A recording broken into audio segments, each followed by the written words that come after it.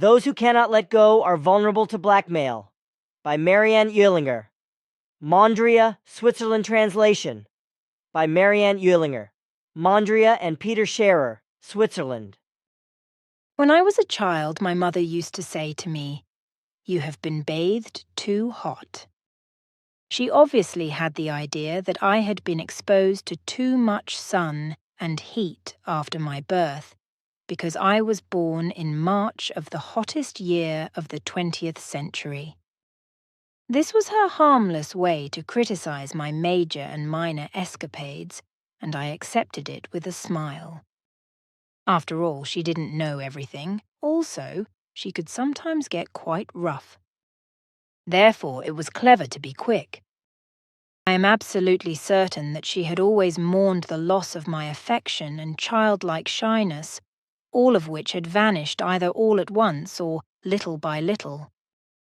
When I was a little girl, I always played on my own, although I had a sister who was 2 years older. I was never bored. I had a lot of small dolls, and I used to sew fancy dresses for them out of bits and pieces of fabric, but I didn't play mother-child with them. I would have liked a train to play with, but no one in our family showed any kind of understanding for this. I don't know why, but I was very much afraid of children I didn't know. Was I standing on the pavement and other children were coming down the road from the kindergarten, I quickly ran into the stairway of our house. A little girl, she was 1 year younger than me, who lived in the same house with us, used to put herself in front of me and spit at me. I was stunned, unable to react. I don't know if you can imagine how it was for me when I had to go to kindergarten when I was 5. My mother came with me. I was crying the whole way up to the kindergarten. All of this seemed so heartrending that the kindergarten teacher, her name was Miss Spielman, showed a lot of understanding and let me go home again.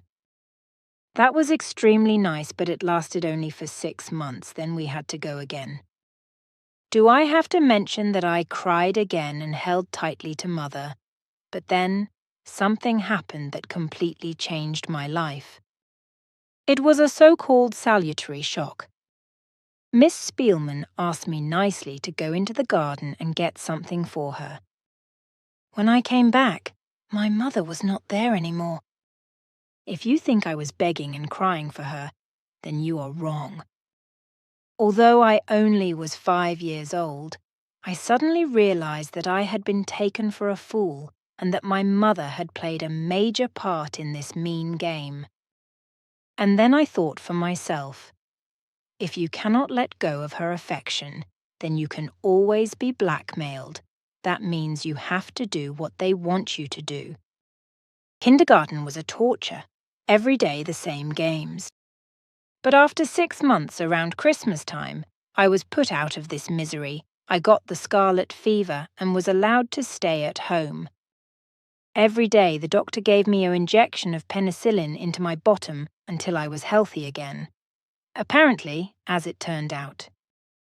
The moment I returned to Miss Spielman, the scarlet fever was back again. This time, I didn't get any injections. Instead, they gave me capsules of penicillin, which always came up again, although I had to swallow them.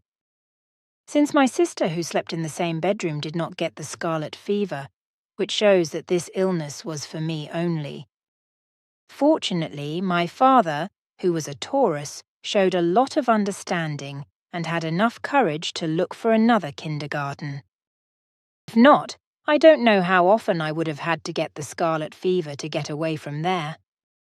Either it was due to an acute onslaught of evolution, or it was due to the great quantities of penicillin called the immunity system of the state by Wolfgang Döbereiner, inventor of the Münchner Rhythmenlehre. But one part of my mentality was totally turned inside out. I realized that being too shy and reserved, I was only taken advantage of and spat at. That's why I decided to be good at arithmetics, fast and strong. I then was so serious about this that I really did turn out to be one of the best at arithmetics right until the end of my school days. You probably can't tell any more. It has been a long time since. Yinikyu, and occasionally I could pack quite a punch. As the years went by, I realized that this ability to let go of things is not just related to affection, but also to everything else.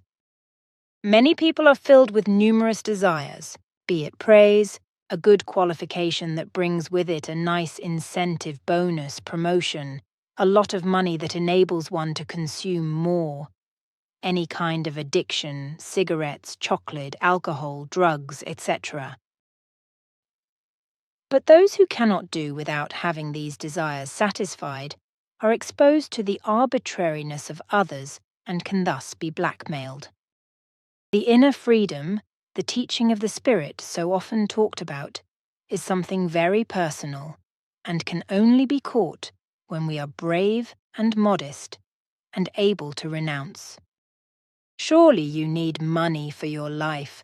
Without money you will not have a roof over your head and nothing to eat.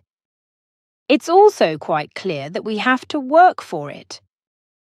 But how we do this and how we feel about it entirely depends on our attitude, that is to say, our mentality. Do we want to achieve too much, get greedy, outsmart others to be great ourselves, sell the work of others as our own merit, suck up to the boss out of selfishness, or do a job because it promises substantial financial gains, all the while not worrying about what this does to our psyche, for example granting a consumer loan, fully knowing that the borrower will have no chance to pay back and get out of the vicious circle. There are plenty of identical examples. If we go for all of this, the causes practiced by us will result in what is foreseen by the laws of the creation, for everything in the universe is based on the law of cause and effect. It's so simple, and yet so difficult to follow and to put into action. On June 8, 2007, Billy and I were discussing this and that at a small table in front of the main building. Among other things, we were talking about the rise in burnout syndrome and the high suicide rate of Japanese managers. Billy said he could not understand why people were so burned out from their work, let alone why they committed suicide. If people liked their work and did everything necessary in the best feasible way, then it couldn't possibly maneuver them into such a condition. I then told him about the yearly objectives management by objectives that have to be achieved, whether they are reasonable for a specific function, job or not. If the goals are not only achieved, but exceed all expectations, then an ample incentive bonus may be the award. So, often people don't do what really should be done for a specific work job, but what will be measured at the end of the year. Depending on the degree of the function, the bar can be pretty high. A lot of staff members who have received an incentive bonus over many years are now taking it for granted and include it automatically into their budgeting, to pay tax bills, debts or mortgage rates, to buy a new car, to go on fabulous holidays, or for whatever appears to be so desirable. If, however, in a particular year, the bonus is not paid or is substantially smaller than usual, it's a disaster. Companies who have this type of incentive bonus systems use this consciously to manipulate their staff because top managers know how to make their vassals greedy and dependent. Possible burnouts or nervous breakdowns are taken into account. Insurances will cover those incidents.